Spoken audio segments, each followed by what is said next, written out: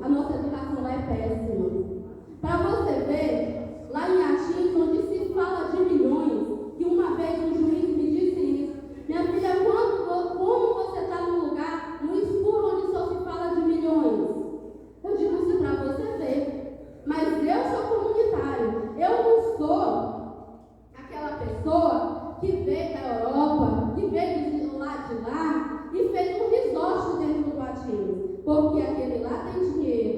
E alguém vendeu o seu terreno porque eu queria comprar uma Toyota para me trabalhar no turismo, para ver se eu sobrevivo.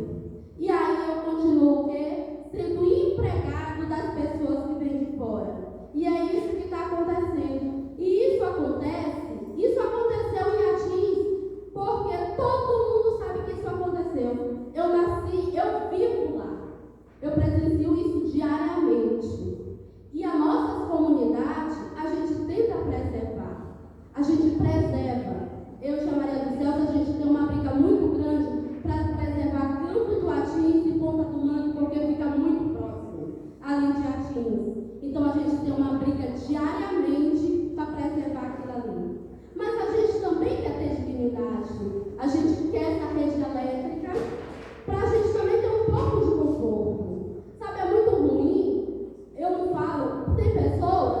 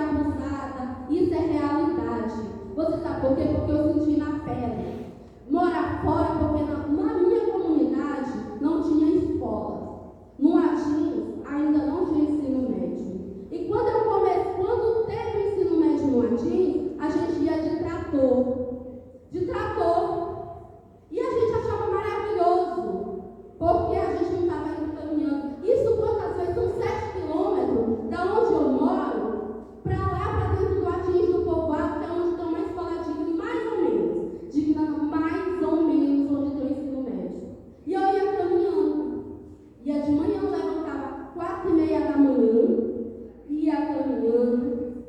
Quando a gente voltou hoje da noite, a gente chegava em casa quase 1h da manhã, porque a gente estava depois vinha. E aí eu cansei. Sabe o que eu fiz? Fui para São Luís, para morar na casa de parente. Sabe o que aconteceu comigo? Voltei de lá traumatizada. Mas isso, desde o início desse ano, eu fiz uma carta, mandei para o secretário de Educação daqui de Barreirinhas. Crianças que vão para casa, que saem da minha comunidade e saem para trabalhar. Isso não é só na minha, não, acontece em todas. E saem para trabalhar ou para viver na casa para poder estudar. E sabe o que? Às vezes são abusadas e voltam traumatizadas, assim como aconteceu comigo. Mas isso não está nem aí, porque até agora não tem transporte para levar uns alunos. O meu sobrinho vai de moto para a escola. Então são problemas que o governo não vê, que a comunidade sofre, mas o governo não vê. Sabe, porque a gente vive lá dentro daquelas dunas. Mas quando se fala de Lençóis Maranhenses, só vê lagoa e duna. Não se vê comunidade dentro daquelas comunidades. Não se vê comunidade dentro daquelas dunas. Mas aí você não sabe, tem 23 povoados dentro. Alguém aqui fora chefe do parque, sabe? Alguém do governo fora chefe do parque, sabia quantas comunidades tinha dentro do Lençóis Maranhenses, gente? É isso, ela sabe, a Carla sabe, né? Mas olha, é difícil morar ali. É difícil. A gente mata um leão por dia para viver ali. E agora já melhorou muito. Com o turismo, traz muita coisa ruim, mas também traz coisa boa. Melhorou. Mas eu ainda vejo em comunidades menores do que a minha, mas longe do turismo, eu ainda vejo muita coisa ruim acontecendo. E ali vai turista. Tem turista todo dia. Esse ano, turista se espalhou nos Lençóis todo. Não importa se é zona primitiva, se é a zona de amortecimento, sei que deu muito turista. Mas aí, o governo se preocupou com alguma coisa, com o que vai fazer com aquelas comunidades. É uma escola boa, é curso, porque eu quero que os filhos deles cresçam, que é eles que trabalhem aqui no turismo. Alguém se preocupou com isso, gente? Não, mas nós estamos lá gritando socorro. Eu vou dizer, olha, outra coisa, a gente sozinho, para vocês verem, a Teams é um lugar desorganizado, mas a gente mesmo tenta se organizar. Vocês sabiam que é os empresários de lá, junto com as comunidades, que se juntam, vem, não CMBio, pede areia, não é, Cristiane? Pede areia para tapar os buracos, porque são cheios de lagoa, porque nem governo, nem prefeitura não manda um trator para lá. Eu não sei se já mandaram, mas era a gente que fazia isso, fizemos até esse inverno, para tapar, para ver se a gente consegue ficar melhor. A gente, Helena Jaia, eu me propus, junto com a minha comunidade, fazer uma guarita para ver se organizava o negócio do turismo, porque estava ficando muito bagunçado e era uma coisa que eu não queria. Como a minha comunidade ela não tem recursos assim, a gente foi pedindo. E eu fui pedindo madeira de empresário, pedi mesmo, não tive vergonha, tive ajuda do CMBio, ajuda da Tia Maria do Céu, da minha comunidade, da outra comunidade da Ponta do Mangue, e a gente fez uma guarita e está lá. Eu vim aqui em Barreirinhas para pedir pessoas, para ver se contratava, mas ficam lá 2 pessoas do CMBio, mas eles não dão conta, gente. É muita desorganização. E sempre os meninos, outros, guias e motoristas estão lá reclamando para eles. Aqui tem um carro sem credenciamento, aqui tem. Ou sem credenciamento não, está fora do roteiro. E nós sempre estamos ali, lutando. A gente de turismo. Então, nós estamos precisando de tudo. Nós precisamos, sabe de quê? De uma ambulância, uma adaptada de 4x4, sabe por quê? Agora tinha um cliente morrendo na lagoa, passou mal, estava lá morrendo,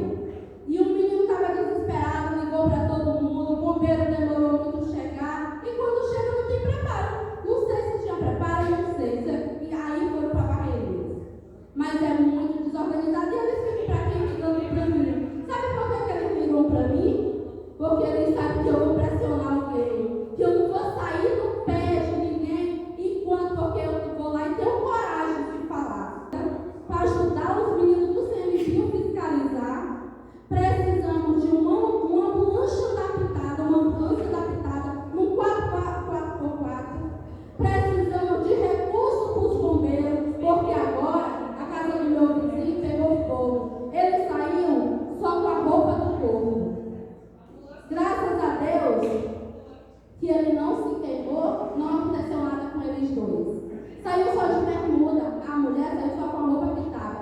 Tudo, perdeu o celular, tudo. Aí a gente chamou o bombeiro. Eles disseram, eles chegaram lá, eles foram. Mas quando chegaram lá, tá pegando fogo lá até hoje. Ainda tá ainda lá embaixo, mas pera, sabe o que é que eles falaram? Eles acharam, a gente não pode, a gente veio aqui só registrar. Sabe por quê? A gente não tem como. Nosso carro é pequeno demais para a gente botar 500 litros de água para poder vir aqui apagar um incêndio. Isso não é a primeira vez que acontece lá dentro. Já aconteceu antes no restaurante da Silvana. Ontem foi a casa do senhor Ribinha. E quantas vidas mais vai acontecer? Isso são pessoas nativas. Isso acontece. Mas se fosse um empresário dos Estados Unidos, um francês, o CTA estava lá. Alguém estava lá. A equipe do governo tinha ido. Te garanto que tinha, porque eu já vi isso acontecer. Se afogou um filho de um governador, parece, não sei, mas era muita gente que foi lá. O pessoal do governo foram. Mas vai eu me afogar para ver se eu consigo alguma coisa. Não, a gente não consegue, não. A gente não consegue. Sabe por quê? Porque eu sou aquela pequenininha que estou lá dentro do meio dos lençóis, que não aparece no turismo. Eu trabalho com turismo, eu sou vista quando eu trabalho lá. Mas as comunidades lá. E agora? O pessoal do governo. Eu sei que não dá para resolver tudo. Não dá para fazer tudo. Não dá para fazer 100%, não é, professora Socorro? Mas a gente dá para melhorar. E com a ajuda de comunidade dá. Cristiane entendeu isso, que dava para melhorar com a ajuda das comunidades, não foi, Cristiane? Porque enquanto você está buscando sozinha, parece que nunca vai essas coisas. Mas a comunidade, ela tem muita força de vontade de ajudar, mas também de ser ajudada. E nós não somos enxergados dessa forma. Não somos enxergados. Então aqui, eu estou com uma manifestação para o dia 15. O mesmo dia que o presidente vem receber o título. E eu estou organizando. Eu não sei nem quem que vai para lá. Mas se eu não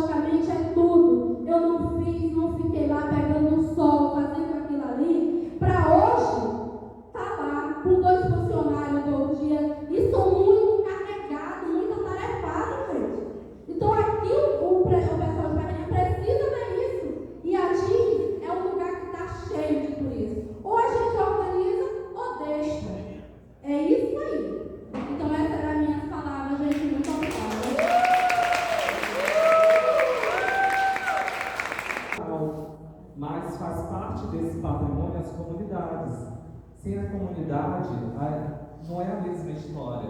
A gente vai perder, a gente está perdendo, né, as forças. Não há história, verdade, parabéns. Exatamente, então não tem história, né? Então, assim, parabéns, eu acho que foi um discurso forte e necessário. Eu deixei ela bem à vontade para falar, eu sei em relação ao tempo, mas ela ficou bem à vontade porque é o que todos os órgãos e instituições que estão aqui precisam ouvir para fazer o planejamento que seja assertivo. Se ignorar a comunidade, se não trouxer os benefícios, os avanços, a saúde, a educação, o turismo, é pequenininho perto de todas essas necessidades que as comunidades precisam. E aí a Raíssa me chamou ali para falar que ela está fazendo todas as anotações já para cobrar diretamente do governador. Mas aqui não é só o governador, né? Por favor. E aí não é só, eu peço apoio de todas